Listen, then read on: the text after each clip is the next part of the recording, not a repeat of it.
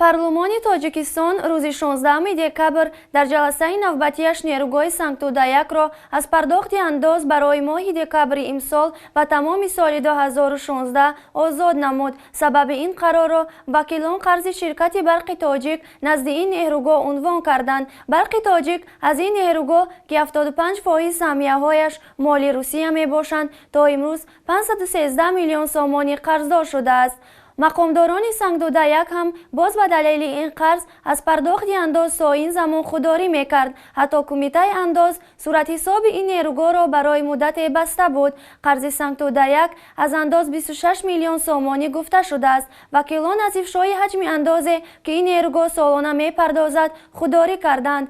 اما به دلیل اینکه برای 513 میلیون قرض برق تاجیک نزد سانگتۆدا-1 و 26 میلیون قرض خود آن از انداز، این نیروگاه از پرداخت انداز برای 13 ماه آزاد شده است. می شود خلاصه کرد که سالانه حجم اندازی پرداخت می کرده سانگتۆدا-1 حدود 500 میلیون سومانی است. سبب قرض بزرگش را شرکت برق تاجیک چنین شرح داده است که گویا برق را از این نیروگاه 2.14 سنت خریده به حوالی 12 درم می فروخته است و حالی هم از پرداخت پول برق سرکشی می کرده است. به این ترتیب بیش از نیم میلیارد سومانی قرض شرکت پربحث برق تاجیک به دوش بودجه انیقترش اهالی کشور گذاشته شد.